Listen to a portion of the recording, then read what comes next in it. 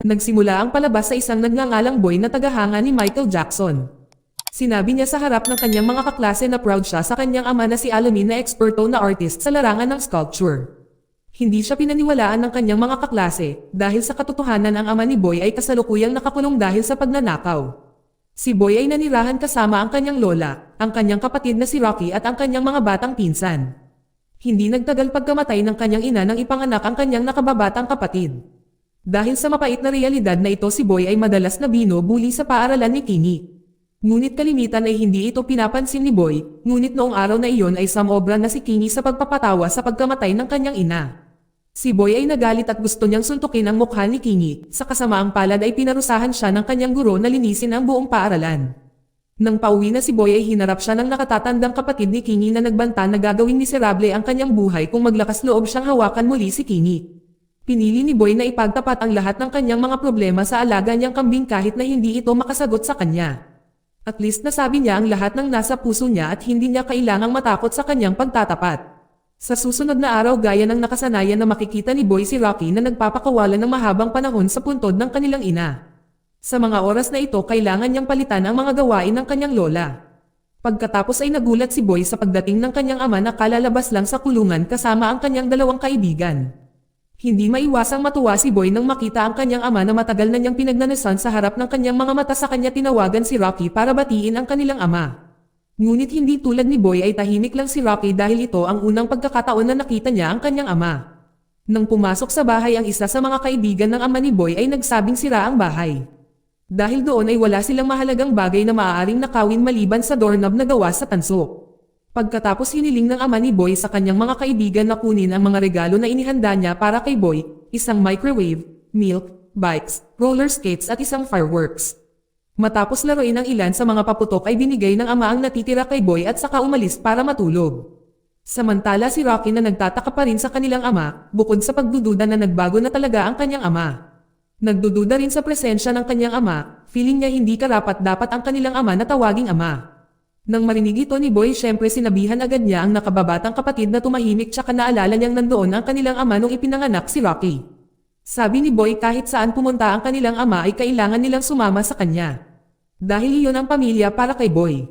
Kumbinsido si Boy na ang kanilang ama ay isang dakilang ama dahil nagawa niyang sakupin ang puso ng kanilang ina. Kinaumagahan ay natagpuan ni Boy ang kanyang ama na itinatapon ang mga gamit sa garahe dahil gagamitin nila ito bilang punong tanggapan ng kanyang gang na pinangalanan niyang Crazy Horse. Nabunyag na ang tanging layunin niya sa pagbuo ng gang ay dahil gusto niyang gugulin ang kanyang buhay sa pakikipaglaban sa batas at maging isang rebelde. Matapos sabihin ito, dinala ng kanyang ama si Boy sa paligid ng nayon sakay ng kanyang sasakyan. Ilang sandali pa ay ibinaba niya si Boy sa harap ng tindahan ng kanyang tiya at nagkataon na nandoon ang kanyang mga kaibigan. Ngunit imbes na batiin sila ay humingi siya ng libreng ice cream sa kanyang tiya at gaya ng nakasanayan ay tinatanggihan siya ng kanyang tiyahin na ibigay ito ng libre. Alam niyang bibigyan siya nito ng libreng ice cream. Kaya pinili niyang tumambay kasama ang kanyang mga kaibigan at laruin ang mga paputok na dala niya. Nang ang isa sa kanyang mga kaibigan ay gustong makipaglaro kay Boy ng paputok ay mabilis itong tinanggihan ni Boy. Ngunit nang ang kanyang crush na ay gustong subukang makipaglaro sa kanila binigay naman agad ito ni Boy. Sa totoo lang hindi talaga gusto si Boy ng kanyang crush, lalo na nang ginagaya niya si Michael Jackson sa harap niya. Sa ibang lugar ay ipinagtapat ni Rocky sa isang kaibigan na sinasabing siya ang dahilan ng pagkamatay ng kanyang ina. Dahil kung hindi lang sana siya isinilang sa mundong ito ang kanyang ina ay buhay pa, kung saan ang kanyang kaibigan na nakikinig syempre hindi sang-ayon sa kanya, dahil ang lahat ng ito ay tadhana at hindi na niya kailangang sisihin ang kanyang sarili. Dahil lahat ng tao na ipinanganak sa mundong ito ay dapat may dahilang ipanganak. Samantala ang kanilang ama at ang kanyang dalawang kaibigan ay naghukay ng isang bagay sa isang bukid. Naalala niya na bago siya arestuhin ay nabaon niya ang karamihan sa mga pera na kanyang ninakaw. Doon ay biglang dumating si Boy na puno ng kalituhan, akala niya ay naghahanap ang ama nito ng isang treasure at nang hindi siya nagtanong ay agad siyang nagkusa na tumulong sa paghukay sa bukid. Tuwang-tuwa siya lalo na noong sinabi ng kanyang ama na magpapagawa siya ng malaking bahay at kukuha siya ng alagang dolphin. Pagkatapos noon ay binigyan siya ni Boy ng dahon ng marijuana na kakakuha lang niya. Ito ang pananim ng ama ni Dynasty, syempre tuwang-tuwa ang ama ni Boy. Simula noon ay nagsimulang bigyang pansin ng ama ang kanyang mga anak lalo na si Boy, sa pamamagitan ng pagtupad sa kanyang pangako na gupitan si Boy para matulad siya kay Michael Jackson. Kahit na hindi maganda nakaramdam pa rin ng saya si Boy. Pagkatapos ay hinarap ng ama ni Boy si Kingi at ng kanyang kapatid dahil sa pambubuli kay Boy. Nang pauwi na sina Boy at ang kanyang ama, nakita nila si Rocky na naglalakad mag-isa sa kalsada at dinala siya para magsaya sa dalampasigan. Pagdating nila sa dalampasigan, nagkwento ang ama kay Boy at Rocky sa unang beses niyang nakilala ang kanilang ina mula pa elementarya. Pinayuhan niya si Boy na huwag sumuko sa babaeng nagustuhan niya. Pagkabalik niya mula sa beach, may ideya ang ama na magkaroon ng maliit na party sa garahe. Sinadya niyang hilingin kay Boy na tikman ang paborito niyang alak. Pagkatapos ay sinabihan niya si Boy na itigil na ang pagtawag sa kanya. Dahil hindi siya komportable sa tawag nito sa kanya. Mas cool daw kung tatawagan siya ni Boy ng Chauvin. Bago pa man sinagot ni Boy si Kingi at ang kanyang kapatid ay biglang dumating. At nagsimula ang party hanggang hating gabi. Nang ang kanyang pinsan ay nagbubulungan tungkol sa pagiging gutom. Hindi na lang ito pinansin ni Boy at sa halip ay nag-enjoy sa pakikisalo sa kanyang ama. Nang sabihin ng kapatid ni Kingi na ang swerte ni Boy na nagkaroon ng ama na tulad ni Alamin. Sa mga sandaling iyon ay naisip ni Boy na ang kanyang ama ay sobrang cool tulad ni Michael Jackson. Kinabukasan ay niyaya ni Boy ang kanyang crush na sumakay sa sasakyan ng kanyang ama. Pero dahil hindi pa siya pinayagang magmaneho ay nagpanggap na lang siya na siya ang nagmamaneho ng sasakyan. Pagsapot ng hapon ay ipinakita niya ang microwave na bigay sa kanya ng kanyang ama. Para sa crush ni Boy, ang lahat ng ipinakita ni Boy sa kanya ay boring kaya nagpa siya itong umalis. Labis ang sama ng loob ni Boy matapos hindi masaya ang kanyang date. Pagkatapos ay pinabulaanan niya ito sa pamamagitan ng palihim na pag-ani ng ilang marijuana at pananim ng ama ni Dynasty. At hindi nagtagal ay muli siyang naghukay sa bukid na umaasang mahahanap ang kayamanan. Nang tatuan ni Alamin ang kaibigan niyang si Boy ay gusto rin magpalagay ng tato, ngunit tumanggi ang kanyang ama na gumamit ng karayom at sa halip ay nagtato sa kanya gamit ang isang marker lamang. Isang gabi nang naghihintay si Boy sa kanyang ama sa isang kasino. Nagulat siya nang biglang niyang makita si Dynasty na tila nagsusugal din ang ina nito. Sinabi ni Dynasty kay Boy na matagal na rin silang hindi nag-uusap.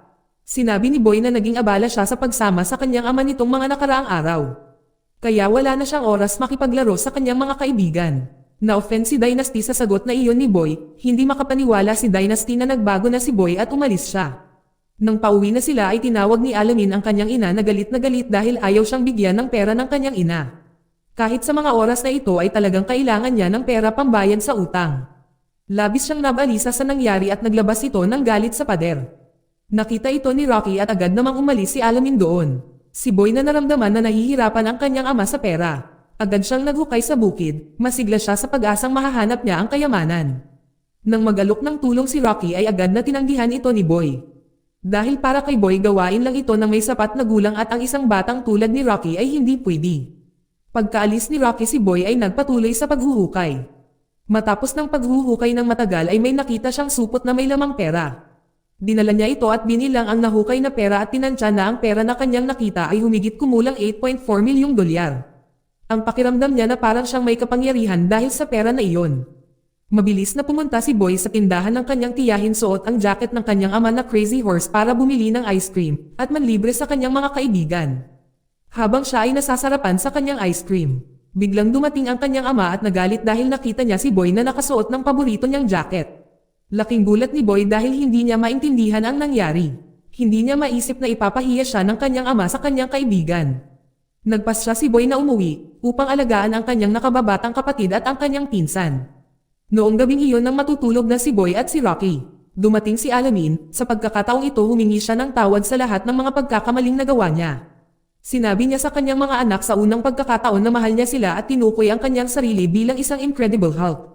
Na nagsasabi na kung minsan siya ay isang masamang tao ngunit kadalasan siya ay isang mabuting tao. Pagkatapos ay nangako siya na magiging isang mas mabuting ama kay Boy at Rocky. Naantig at pinatawad siya ni Boy nang hindi nagtatanong ng maraming tanong. Kinabukasan nang bumalik si Boy sa kulungan ng kanyang alagang kambing para kunin ang pera. Kinain na pala ng kanyang kambing ang halos lahat ng pera. Para makabawi dito, tinunaw ni Boy ang lahat ng doorknob sa bahay sa microwave para maibenta niya ito. Ngunit ito ay walang kabuluhan, saka siya nagtanong kay Alamin kung ano ang gagawin niya kung nalaman niyang may ibang tao na nakahanap ng kanyang pera. Si Alamin na matatag na sumagot na papatayin niya ang taong iyon nang walang awa. Pagkatapos ay dinala ni Boy ang kanyang ama sa taniman ng marijuana ni Dynasty upang mabawi ang kanyang pagkakamali. Pagdating ni Alamin at ng kanyang mga barkada ay kukuha ng pananim at tumakbo palayo doon. Sa kasamaang palad ay nasaksihan sila ni Dynasty at tinitigan si Boy na nakaramdam ng pagtataksil. Noong gabing sinasamahan ni Boy at Rocky si Alamin at ang kanyang barkada na tumambay upang ipagdiwang ang kanilang tagumpay sa pagnanakaw ng marijuana. Sinabi ni Rocky na gusto niya ang kanilang ama at gusto niya malaman ang higit pa tungkol sa kanya. Ngunit biglang nakita nila ang isang grupo ng mga lokal na gang na nakaharap kay Alamin at sa kanyang mga gang para sa pagnanakaw ng kanilang marijuana. Noong una ay naisip ni Boy na matagumpay na nakipaglaban ang kanyang ama sa gang gamit ang sayaw ni Michael Jackson. Ngunit ang katotohanan ay nakita niya ang gang na binubugbog ang kanyang ama ng grabe.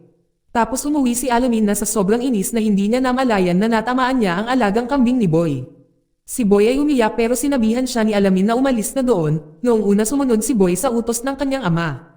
Ngunit hindi nagtagal nakarating sila sa bahay ni Boy at tahimik na bumalik si Rocky at Boy sa lugar kung saan natamaan ang kanyang kambing. Habang yakap-yakap ni Boy ang kambing ay humingi siya ng tawad sa pagkakamaling nagawa ng kanyang ama. At pagkatapos si Boy at Rocky ay kinuha ang kambing para ilibing malapit sa kulungan. Nakaramdam ng labis na pagkadismaya si Boy at naglabas siya ng alak at humihit-hit ng marijuana malapit sa puntod ng kanyang ina. Pagkatapos na umupo si Boy sa rehas ng tulay, dahan-dahan niyang ipinikit ang kanyang mga mata at biglang naalala ang kanyang mga lumang alaala noong kasama niya ang kanyang ina at napagtanto na ang kanyang ama ay hindi nandyan para sa kanila. Kahit na noong namatay ang kanyang ina nang ipanganak si Rocky, pagkatapos ay nahulog siya sa tulay papunta sa ilog. Sa kabilang banda ay iniimpake ni Alamin ang kanyang mga gamit upang makatakas. Ngunit sa kasamaang palad ay pinagtaksilan siya ng kanyang mga kaibigan at kinuha ang kotse at lahat ng ninakaw na marijuana na nagresulta sa kanyang pagiging depressed. Si Rocky na nakakita sa kanya ay sinubukang i-comfort siya. Saka sinabi niya na siya ang naging dahilan ng pagkamatay ng kanyang ina.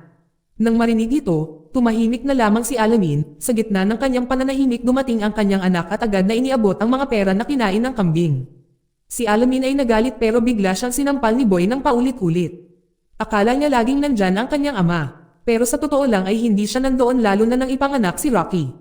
Nagkamali siya sa kanyang paghuhusga, akala niya ang kanyang ama ay isang huwaran.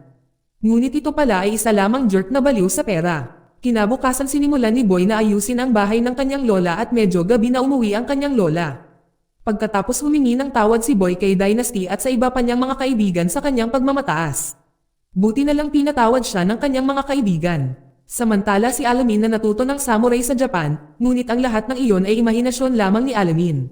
Dito nagtatapos ang palabas. Salamat sa panonood kaibigan.